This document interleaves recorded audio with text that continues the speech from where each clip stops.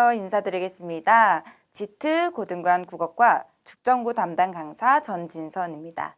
오늘은 2026년도 죽전고등학교 1회고사 시험지 분석, 그리고 이를 바탕으로 2회고사를 어떻게 대비해야 될 것인가에 대해서 말씀을 드리고자 합니다. 네, 우선 제 소개를 먼저 드리겠습니다. 저는 서초구에서 강의를 하다가 경기 지역으로 내려와서 현재는 대치 S&T 고등전문관 그리고 지트 죽전고등관에서 강의를 하고 있습니다. 또 국어 강의뿐만 아니라 학종 컨설턴트도 진행을 하고 있는데요. 아이들이 세특에 무엇이 연계될지 수행평가 등등도 꼼꼼하게 첨삭을 해주고 있습니다. 네, 이렇게 간단하게 제 소개를 마치고 바로 본론으로 넘어가겠습니다. 첫 번째는 1회고사 시험지 전체 개요가 어떻게 되는지를 먼저 볼 거고요. 두 번째는 주요 문항을 분석하고 또 외부 지문을 왜 끌어왔는지, 어떤 의도로 이 문제를 냈는지 요거를 조금 보도록 하겠습니다. 또 세 번째는 전진선 선생님의 수업용 교재랑 수업 때 강조한 내용 중에서 어떤 것이 적중을 했는지 한번 분석을 할 거고요. 그 다음 네 번째는 시험 출제 방향성이 살짝 작년 대비 변했습니다. 그래서 요 점을 조금 언급하고 학생 체감 난이도를 영역별로 조금 분석한 후 기말 대비 방안을 어떻게 짤 것인가, 또 무료 보강 추가 클리닉은 어떻게 진행되는가를 말씀드리고 마무리하도록 하겠습니다. 네, 첫 번째로 시험지 전체 개요 분석인데요. 여기를 조금 봐주실게요. 총 문항 수는 21문항이었고 서술형은 없습니다.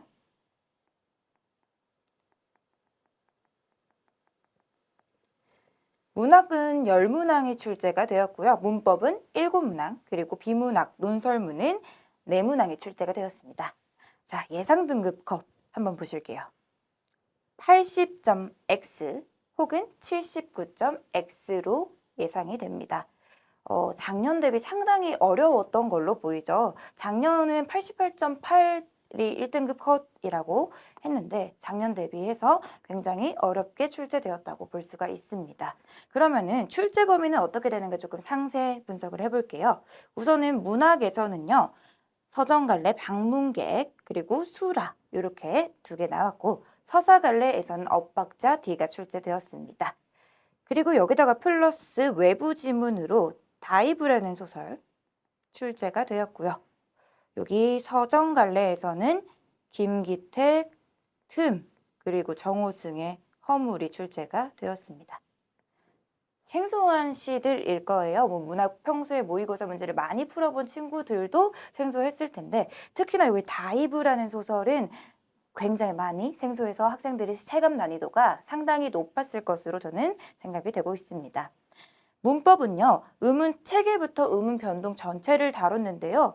보통 사이소리 현상은 빼는 학교들이 많아요. 근데 요번에 죽전은 사이소리 현상까지 추가 프린트로 넣으셔서 출제를 하셨다. 심지어 쉽지 않게 출제를 하셨다. 이 정도 알고 계시면 될 것 같고요. 비문학은 논설문, 투표를 안 해도 될까 한 지문 출제가 되었습니다. 논설문도 두 문항은 크게 어렵지 않았는데 한 문항이 보기 외적 준거 제시로 조금 까다로웠어서 잘 봤어야 되는 게 있고요. 자, 시험 핵심 특징 잠깐 짚고 가겠습니다. 교과서 외 외부 지문 작품 3편이 새롭게 출제되어서 체감 난이도 상당히 높았을 것으로 예상되고요. 전반적으로 선지가요 짧지 않고 깁니다. 그래서 시간 관리 능력이 당락을 갈랐을 것으로 예상이 되고요. 문법 파트는요. 여기가 조금 문제가 됐었는데 심화 자료 보기를 추가 제시합니다. 그래서 교과서 범위에서 다른 것을 조금 초과한 그런 핵심 내용들이 포함이 되어 있었습니다. 다만 저는 자체 제작 교재에서 요 초과하는 범위 선생님 이것까지 해야 돼요? 해야 돼. 1등급 하려면 해야 돼. 강조를 하였기 때문에 제 수업을 들었던 아이는 어렵지 않게 문제를 맞췄습니다. 네, 두 번째로는 주요 문항 분석하고 외부 지문에 대해서 조금 이야기를 해보겠습니다. 1번 문항, 제가 시험지를 여기다가 올리면 좋겠지만 저작권 때문에 시험지를 올릴 수가 없어서 학생들과 학부모님들 지금 보고 계시면은 시험지를 옆에다 꺼내놓고 같이 따라오시면 되겠습니다. 1번 문항은요. 내용 일치 불일치 문제였어요. 매력적인 오답이 한 2가지 정도 있는데요. 선지 1번, 5번입니다. 같이 한번 볼게요. 선지 1번은요. 가는 줄표 사용을 통해서 감각을 전이시켜 만남에 있어서 환대의 자세를 강조하고 있다 라는 선지입니다. 자, 제가 줄표 수업 시간에 강조했습니다. 잘 파악하셔야 돼요. 줄표의 효과는요. 여기 옆에 있죠. 줄표 혹은 의도적 헷갈리는요. 호흡 조절이 핵심입니다. 보통 분석을 하실 때 요거는 줄표야, 요거는 의도적 행.가리 사용이야 요 정도로만 언급을 하시는데요. 저는 여기서 더 나아가서 그럼 요거의 효과는 뭔데? 너네 줄표 사용했을 때, 너네 의도적 행.가리 사용했을 때 효과가 어떤데? 까지 물어보고 짚고 넘어갔습니다. 줄표를 사용했다라는 것은요. 독자가 시를 읽을 때 호흡을 한번 가다듬고 시를 읽을 수 있게 한다는 효과가 있습니다. 그럼 이 선지를 보실게요. 줄표 사용을 통해서 오, 맞구나. 감각을 전이시켜 여기서 감각전이라는 것을 몰랐으면 학생들이 물음표가 둥둥 떴을 거예요. 뒤에 볼게요. 만남에 있어서 황대의 자세를 강조하고 있다. 이거 모르는 학생들은요. 줄표 사용했네. 만남에 있어서 환대의 자세? 요거는 가의 주제잖아. 이거네. 하고 골랐을 거란 말이죠. 근데 제가 강조했던 거 체크해 주셨어야 됩니다. 감각의 전이란요. 한 감각에서 다른 감각으로 공감각적 심상이 사용이 돼야지 쓸 수 있는 말이죠. 요거는 문학 개념어 요 기본기가 바탕이 돼야 되고 그리고 줄표 사용의 명확한 효과까지 같이 가지고 가셔야지 매력적인 오답 선지에 낚이지 않을 수가 있었다. 라고 말씀을 드리고 싶습니다. 선지 5번 보겠습니다. 가와 나 모두 외부에서 내부로 화자의 시선을 이동하며 관찰 대상에 대한 심리적 변화를 드러내고 있다. 자, 가는 방문객이었죠. 나는 수라였습니다.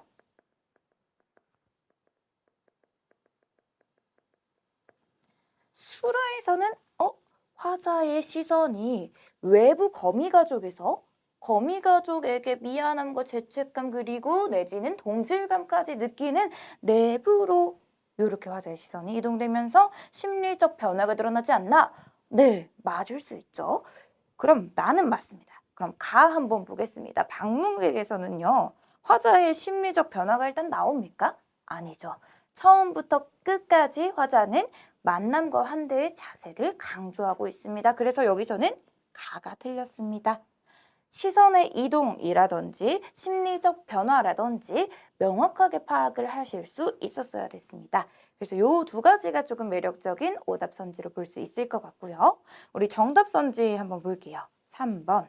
가는 비유적 표현을 통해 나는 공간에 상징적인 의미를 부여하여 화자가 지향하는 바를 드러내고 있다. 우리 아이들 지향, 지향 요 언어도 체크를 해주셔야 되고요. 화자가 지향하는 바는요. 추구하는 바, 추구미를 말합니다. 그럼 가부터 한번 볼게요. 가의 방문객에는 비유적 표현이 어디에 사용되었을까요? 맞습니다. 바람이라는 소재를 위로자로 형상화해서 우리 의인법 사용했죠. 요 의인법을 통해서 취향하는 바 어떻게 드러내는데요? 네, 그런 바람의 마음을 따라가자 라고 이야기하고 있습니다. 그럼 맞네요. 나 볼게요. 공간에 상징적인 의미를 부여한다. 공간의 상징적인 의미를 어떻게 부여하고 있습니까? 차디찬 밤이다 라고 하면서 방 안과 방 밖의 의미를 부여하고 있죠. 방 밖은 어떤 공간입니까? 네, 혹독하고 추운 현실이지만 가족 공동체가 다시 회복될 수 있는 회복의 장소이죠. 그러면서 지향하는 바 어떻게 드러냅니까? 이 거미 가족의 공동체가 회복됐으면 좋겠다 드러내고 있죠. 그래서 정답 선지로 고를 수 있었습니다.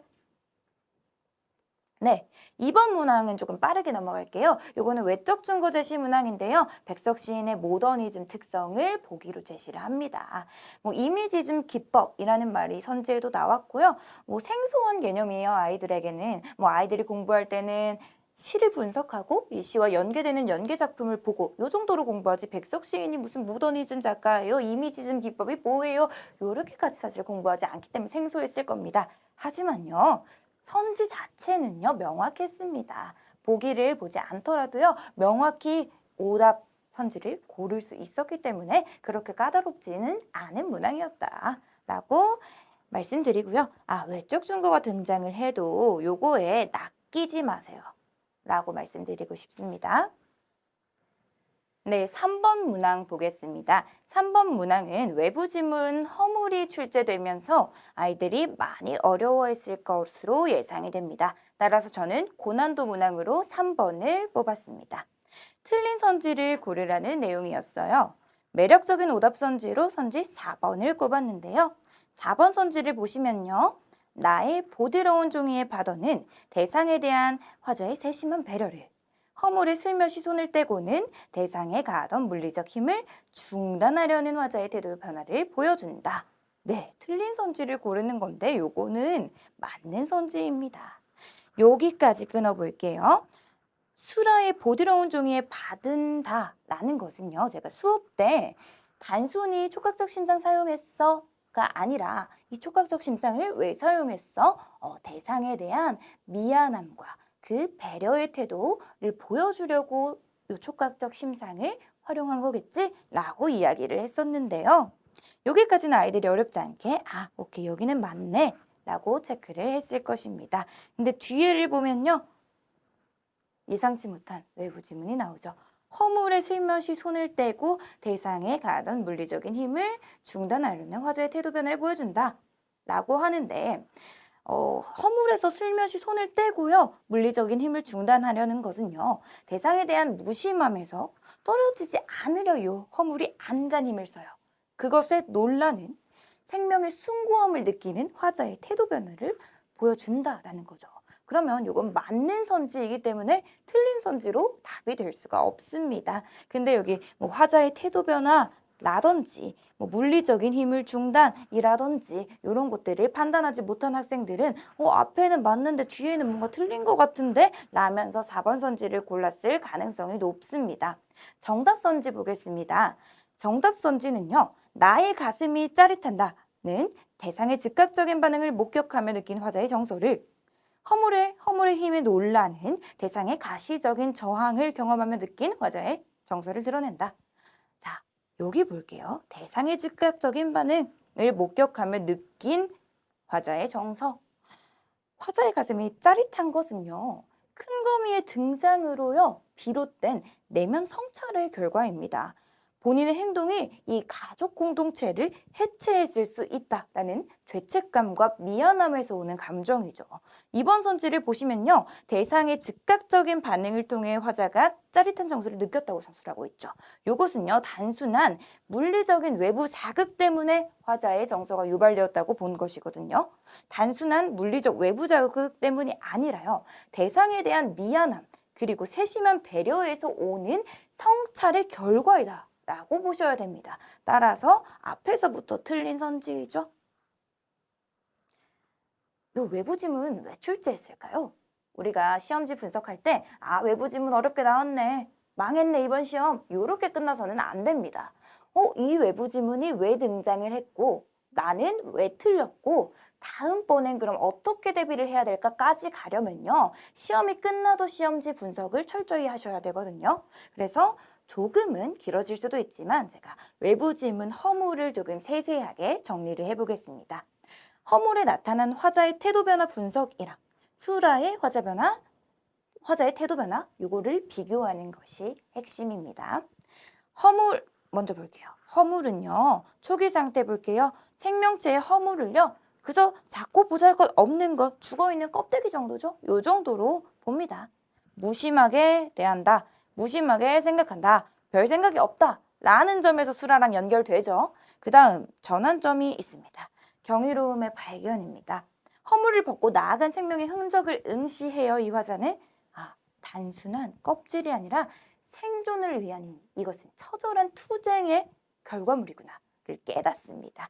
여기 전환점이 된다라는 점에서도 수라, 이연과 흡사합니다. 최종 상태를 볼게요. 성찰과 경외감을 느낍니다.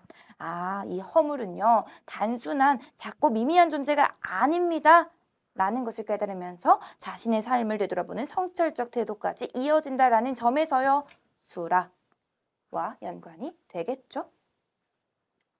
수라의 태도 변화는 수업 시간에서도 또 학생들이 내신 준비하면서도 많이 언급을 했기 때문에 간단하게만 보고 넘어가겠습니다. 무심결 앞에서 허물과 연결되죠. 그 다음에 전환점은요. 연민과 자책, 깨닫는다 라는 것. 최종 상태는요. 배려, 유대, 미안함, 보드라운 종이에 맞춰서 따뜻한 곳으로 내보내는 태도 변화까지 나타납니다. 여기 조금 오류가 있는데요. 따뜻한 곳이 아니라요. 방박이라고 수정 조금 해주실게요. 방박은 거미가족의 공동체가 회복될 수 있는 공간 이렇게 보시면 되겠습니다. 따라서 여기 외부 지문 허물과 수라를 비교해 보면은 초기 상태, 전환점, 최종 상태, 화자의 태도 변화가 이어진다라는 점에서요. 맥락이 이어집니다. 제 적중 사례를 한번 볼게요. 제가 죽전고 파이널 모의고사 1회 5번 문항에 수록한 문제인데요. 저는 까치밥을 수록했었습니다. 왜 까치밥을 수록했냐면요. 다른 대상에 대한 세심한 배려를 나타낸다.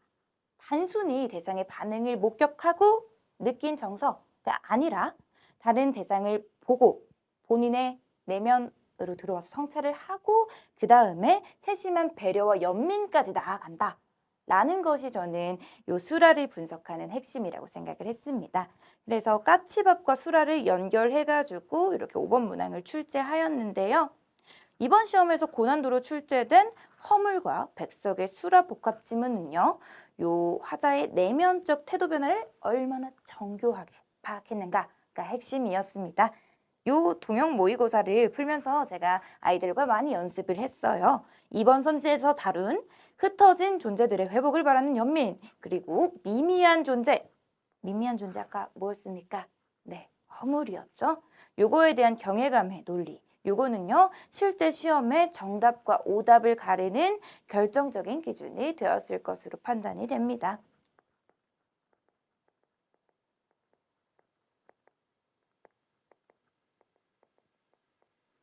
이렇게 외부 지문을 100% 제가 뭐 나올 거야, 100% 뭐 나와 이렇게 적중할 수는 없습니다. 다만 처음 보는 외부 지문이 나왔을 때 당황하지 않고 이 출제자의 의도는 뭔가, 내가 이거를 어떤 시각으로 파악을 해야 되는가를 볼 수 있게 저는 동형 모의고사로 이렇게 연습을 시키고 있습니다. 네, 스노볼 드라이브 서사갈래로 가보겠습니다. 25년도 기출의 경우에는요. 스노볼 드라이브에 교과서 외의 지문이 출제되었어요. 근데 이번에는요. 아예 처음 보는 다뇨 작가의 다이브가 출제가 됩니다. 그러면요. 이거 왜 출제했을까를 한번 생각해 볼게요. 우선은 재난 세계관이라는 거예요. 생존이 불투명한 그런 극한의 상황 속에서 주인공들이 살아남기 위해 각자의 고군분투하는 과정을 다루고 있다라는 점에서 출제를 했을 것으로 예상이 되고요. 그 다음에 두 번째는 재난 속에서도요. 타인과의 연결, 그 다음에 상실을 극복하는 마음, 그리고 인간다움. 제가 작년 기출 분석하면서 요 스노볼 드라이브의 인간성 강조했었죠. 네, 요것과 유사하다는 점에서 다이브를 출제한 것으로 생각이 됩니다. 다만 저는요. 5번 문항의 학생들이 상당히 까다로웠을 것 같은데요. 4번 문제는요. 스노볼 드라이브랑 엮어서요. 각각의 소재들이 재난 요소라는 점에서 충분히 엮을 수 있었고 우리 연습 많이 했어요. 외부 지문 대비. 그래서 충분히 파악을 하고 문제를 푸셨을 수 있을 겁니다. 하지만 5번은요. 다이브 단독 문제였습니다. 학교 교과서에서도 다루지 않았고요. 그리고 프린트에서도 다루지 않았습니다. 이 단독 문제는 학생들이 생소하게 느껴서 난해했을 것이라고 생각이 듭니다. 엇박자 D랑 외부 지문으로 나온 틈, 김기택 작품 보겠습니다. 엇박자 D와 외부 지문 틈을 왜 엮었을까 생각을 해보면요. 엇박자 D의 핵심은 뭐였습니까? 획일화된 질서에 저항하는 개성, 그리고 각각의 개성을 유지하면서도 조화를 이루는 것, 그것에 대한 존중이었죠. 그러면 틈과 어떤 것이 접점일까를 보면요. 획일화된 질서에 저항하는 것, 생명력과 개성, 유라는 공통 분모가 명확합니다. 그래서 충분히 출제가 될 수 있었던 요소입니다. 두 작품의 공통점은요, 나약함으로 치부되는 것들. 우리가 다른 것들, 조금 낯선 것들, 이런 것들은요, 나와 달라 하면서 나약함으로 치부하는 경향이 좀 있습니다. 이런 것들의 위대함, 그리고 강인함, 이런 것들을 역설적으로 드러낸다라는 것이 공통적인 핵심인데요. 제가 제 제작 교재에서 포인트 1, 포인트 2에 관객의 반응을 보고 이 엇박자, 네가 전달하고자 하는 메시지는 뭔데? 엇박자, 즉 나약함으로 치부되는 것, 획일화된 질서와 반대되는 것이 꼭 잘못된 것을 아님을 보여준다는 것이 핵심이야 라고 언급을 했었고요. 포인트 4, 음치들의 노래에서 음치에 대한 편견과 고정관념을 깨뜨리고 음치들의 노래도 아름다울 수 있다는 것을 알려주기 위함이라고 언급을 했습니다. 요거 잘 파악한 학생이라면요, 살짝 까다로운 외부 지문이 나왔어도 4번 문항은 충분히 맞출 수 있었지 않나 라고 판단이 됩니다. 문항 분석 및 적중 사례, 이번엔 논설문으로 가보겠습니다. 11번 문항은요, 논설문을 세세히 분석하였으면 충분히 풀 수 있었던 문제로 저는 생각이 됩니다. 11번 글쓰기 전략은요, 동형 모의고사 그리고 내신 대비 예상 문제에서도요, 아주 많이 다뤘습니다. 저희 한 70문제 아이들에게 줬었던 것 같은데요. 어렵지 않게 풀었을 것으로 예상이 됩니다. 13번 문항은요, 논증 방법에 관한 문항인데요. 수업 때 제가 귀납적 방식이랑 연역적 방식을 강조해서 설명을 했어요. 이 글은요, 귀납적 방법으로 쓰인 글이야 라고 강조를 했습니다. 따라서 귀납적 방식에 근거해서 대전제를 찾는다면요, 요 13번 문항, 민주주의 체제를 해치면 안 된다라는 글쓴이의 주장으로 귀결된다 라고 볼 수가 있어요. 수업 때 제가 여기 보시면은 제 자체 제작 교재인데요. 귀납법은 무엇인지, 연역법은 무엇인지, 그리고 이것이 왜 귀납법에 적용이 되는지, 그 다음에 귀납법의 예시, 연역법의 예시, 이렇게 수업을 했었거든요. 사실 아이들이 조금 쌤 이거까지 해야 돼요? 라고 이야기를 했습니다. 하지만 나왔죠. 충분히 나올 수 있었습니다. 단순히 이 논설문 가지고는 변별력을 낼 수가 없어요. 이걸 어떻게든 어렵게 꼬아내야 되고 한 번 더 생각해서 풀 수 있게 내야 되기 때문에 충분히 나올 수 있었던 문제입니다. 자, 까다로웠던 문항은요, 12번 문항입니다. 보기 제시가 등장해요. 보기 제시, 시험지 가지고 계시면 같이 보고 계시면 됩니다. 보기 제시에서 주목해야 될 것은요, 첫 번째 문장과 마지막 문장입니다. 그러면 첫 번째 문장과 마지막 문장이 왜 중요하고 요거 어떻게 풀어야 되는가 조금 볼게요. 자, 우선은요, 비판적 글읽기 사고를 장착해야 된다. 제가 논설문 개념 수업하면서 계속 언급을 했어요. 여기다가 플러스 보기에서 제시한 출제자의 의도를 파악해야 된다. 이 보기 왜 제시했을까? 제가 첫 번째 마지막 문장 파악해야 된다고 했죠. 그리고 거기다가 플러스 글의 내용과도 일치하는지 파악을 해야 됩니다. 그러니까 이 1, 2, 3 세 박자가 탁 맞아 떨어져야 맞출 수 있는 문제였죠. 기본적으로 비문학 독해 능력이 요구되는 문제였습니다. 오늘날 세계 정치인들은 취약계층과 단절되어 있으며 라는 게 첫 번째 문장이었고요. 마지막 문장, 형식적으로는 모든 시민들이 동등한 권리를 갖는다. 하지만 주목해야 될 것은 실제로 이를 동등하게 행사하지 못한다. 여기를 읽으셨어야 됩니다. 그러면요, 선지 볼게요. 투표율이 아무리 높아져도 정치인들이 취약계층과 단절되어 있다는 점을 간과했다를 골라야 된다. 어떻습니까? 여기 첫 번째 문장과 마지막 문장에서 이야기하고 있는 취약계층과 단절이 됐다라는 것도요, 이야기하고 있고요. 투표율이 높아져도 단절된다라면은 이게 한계점으로 등장할 수밖에 없다라는 내용과도 일치하죠. 따라서 이 문제는 보기의 관점을 정확하게 해석하고 글쓴이의 주장을 비판적으로 평가할 줄 알아야 되고요. 이는 단순히 내용의 전개나 내용상 일치불일치를 묻는 문제가 아니었기에 까다로운 문제라고 생각이 됩니다. 이런 문제들 많이 연습하셔야 돼요. 내신만 달달달달 외운다고 되는 문제가 아닙니다. 네, 다음은 문법 문제 총평 그리고 진선 선생님 교재에서 어떤 것을 언급했고 어떤 것이 나왔는지 보도록 하겠습니다. 총평 먼저 갈게요.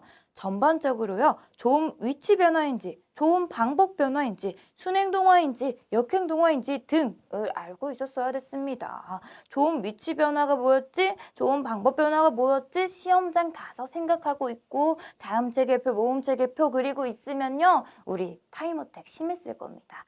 요게 기본적으로 머릿속에 쫙 깔려 있어야 되고요. 시험지를 딱 받았을 때는 바로바로 문제 응용에 적용할 수 있었어야 됐습니다.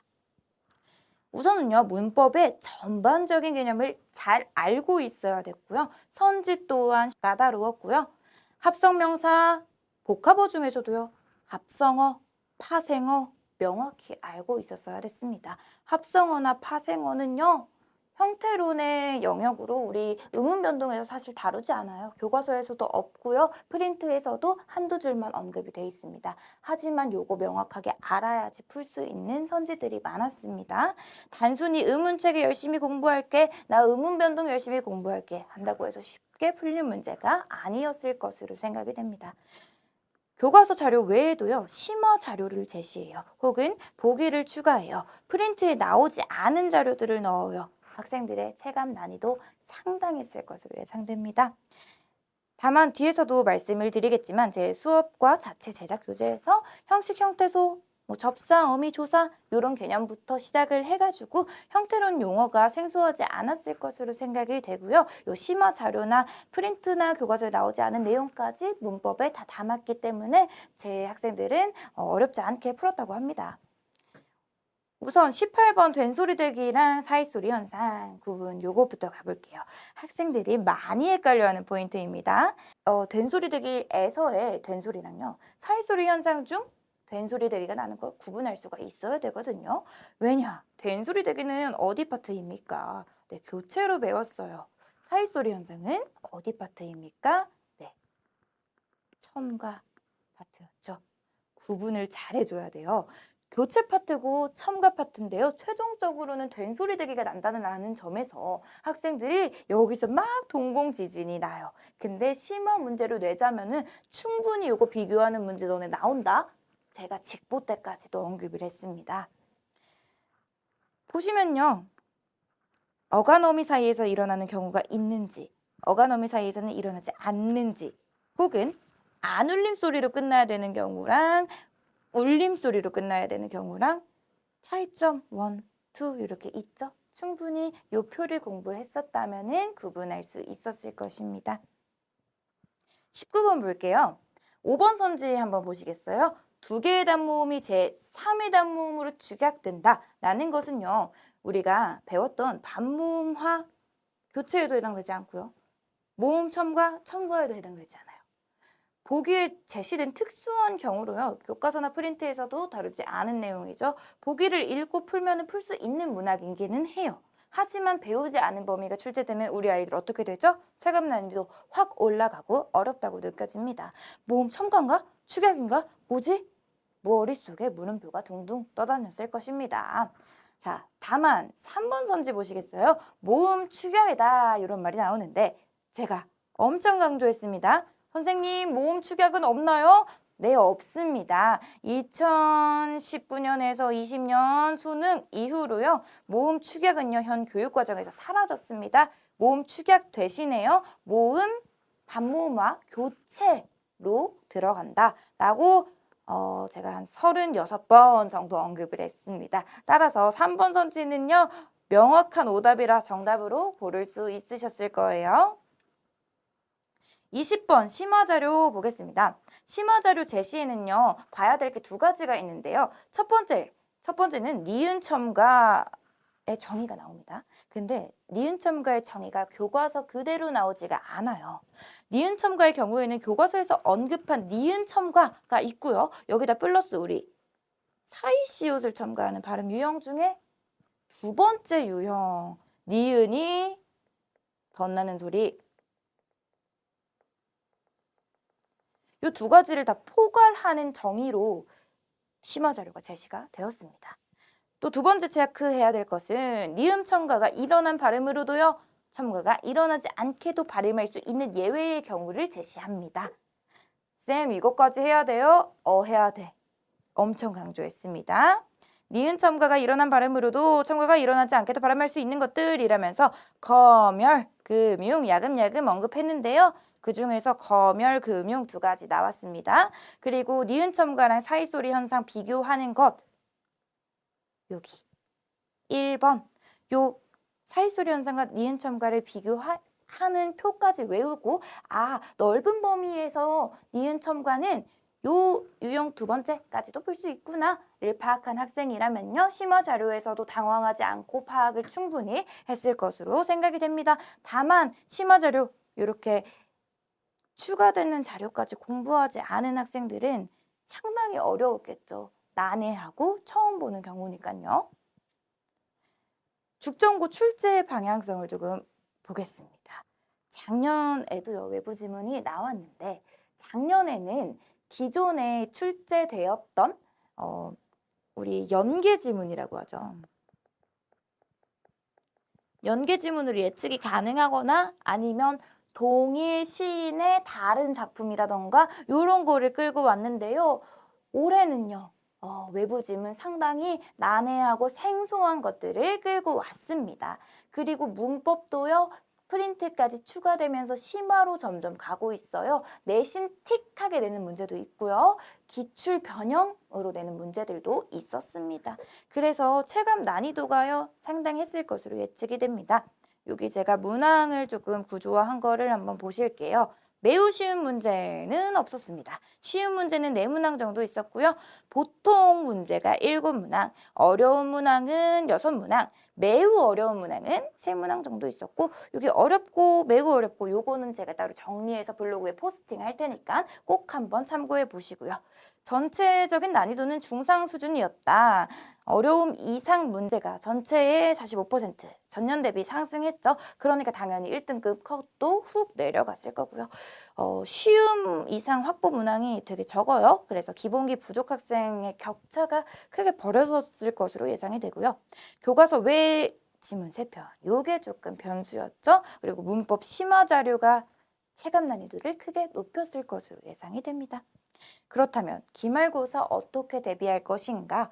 안정적 1등급을 위해서는 어떻게 해야 될 것인가 말씀드리겠습니다. 다수의 제가 가르쳤던 친구들이 가져왔던 학습 방향 그리고 많은 학생들이 어려워하는 지점을 조금 분석을 해봤고요. 요거를 어떻게 끌고 올 것인가, 어떻게 보완할 것인가를 말씀을 드릴게요. 우선 많은 친구들이 국어 한국어인데 교과서 꼼꼼히 읽으면 되겠지 생각합니다. 요번 시험 보시고 느끼셨죠? 우리 교과서만 꼼꼼히 읽으면 안 됩니다. 교과서에 대한 이해를 바탕으로 심화 개념까지 이끌어가는 공부를 해야 돼요. 여기서 끝? 아닙니다. 배운 작품만 꼼꼼히 본다. 땡! 배운 작품을 관통하는 핵심 주제가 뭔가 주제들을 담은 작품들을 곁들여서 같이 공부를 해야 됩니다. 그 다음에 길어지는 선지에도 대비를 해줘야 돼요. 선지 끊어읽기, 아까 제가 말했죠. 길어지는 선지, 앞 내용은 맞을 수 있는데 뒷 내용은 틀려. 그럼 틀린 답입니다.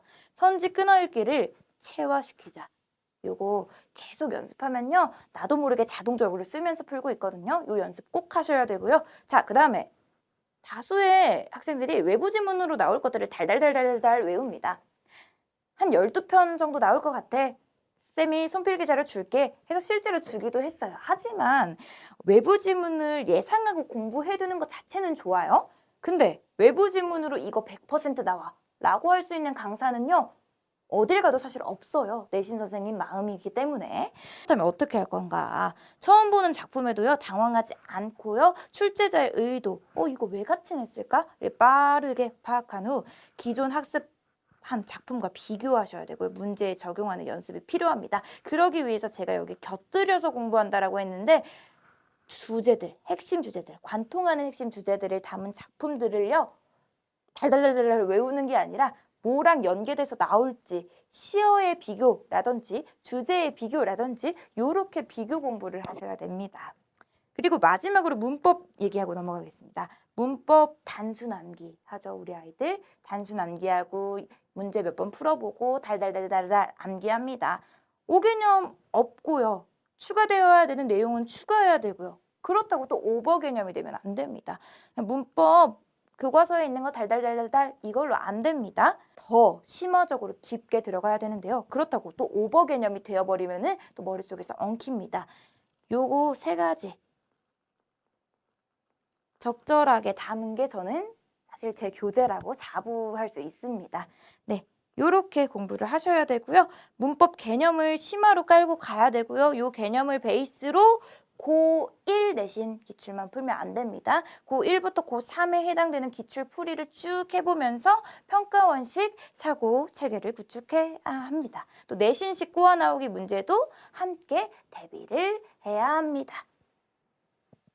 요렇게 제가 말씀을 드리고 마무리를 하고 싶습니다. 따라서 제 세부 커리는요, 블로그에 다 업로드가 될 거고 밴드에 업로드가 될 건데 간단하게만 말씀을 드리자면 저는 첫 번째,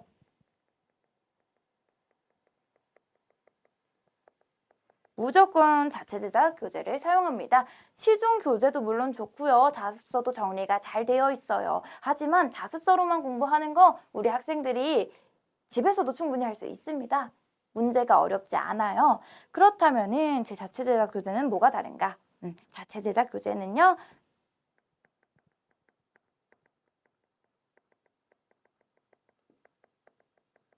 다른 학교 같은 출판사 기출을 완벽 반영해서요. 제가 지금 조교님들이랑 작업 중이거든요.